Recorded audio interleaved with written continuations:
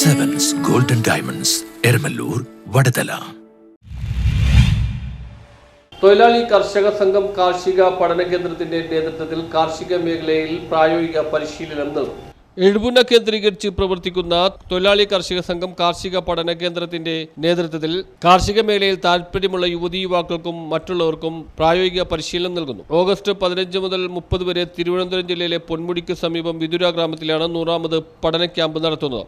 വെമ്പായം സ്വദേശിയായ MF വിക്രമൻ പിള്ളയാണ് നേതൃത്വം നൽകുന്നത്. സെപ്റ്റംബർ 26 മുതൽ 30 തീയതി വരെ ഇടുക്കി ജില്ലയിലെ ജൈവഗ്രാമത്തിലും പ്രായോഗിക പഠന ക്യാമ്പ് നടത്തും. Advocate John Joseph, doctor Ushadevi എന്നിവർ ക്യാമ്പിന് നേതൃത്വം നൽകും. ഒക്ടോബർ 23 മുതൽ 30 വരെ എറണാകുളം, ആലപ്പുഴ ജില്ലകളുടെ അതിർത്തി ഗ്രാമമായ എഴുപുന്നയിലും പ്രായോഗിക പഠന ക്യാമ്പ് നടത്തും. കാർഷിക മേഖലയിൽ താൽപര്യമുള്ള യുവതീ യുവാക്കൾക്കും തൊഴിലാളികൾ, SH ഗ്രൂപ്പ്, തൊഴിലുറപ്പ് തൊഴിലാളികൾ, മറ്റ് തൊഴിലാളികൾ തുടങ്ങി ജൈവ കാർഷിക മേഖലയിൽ താൽപര്യമുള്ള ഏവർക്കും അപേക്ഷിക്കാം. ട്രെയിൻ, ബസ് ചാർജ് എന്നിവ വഹിക്കണം. മറ്റ് ചെലവുകൾ TKS സൗജന്യമായി ചെയ്യുമെന്ന് പ്രസിഡന്റ് കുഞ്ഞുമോളും സെക്രട്ടറി KV ഷീല, സ്ഥാപക president EO Varghese, treasurer Latha എന്നിവർ പറഞ്ഞു. കഴിഞ്ഞ 25 വർഷക്കാലമായി TKS കാർഷിക മേഖലയിൽ നിസ്വാർത്ഥമായി പ്രവർത്തിക്കുന്ന സൊസൈറ്റിയാണ്. ഇവർ ആരുടെയും സംഭാവനകൾ സ്വീകരിക്കാറില്ല. മണ്ണിരവളം, മീൻവളം, കുമ്മായം, ഗ്രോ ബാഗ്, ചകിരിച്ചോർ, ജൈവവളം, fish amino, egg amino, mix ജൈവവളം എന്നിവ ഉൽപ്പാദിപ്പിച്ച് വിതരണം ചെയ്യുന്നവരാണ് TKS.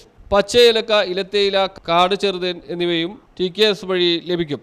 30 വർഷമായി സാമൂഹ്യ സേവന മേഖലയിലും പ്രവർത്തിക്കുന്നുണ്ട്.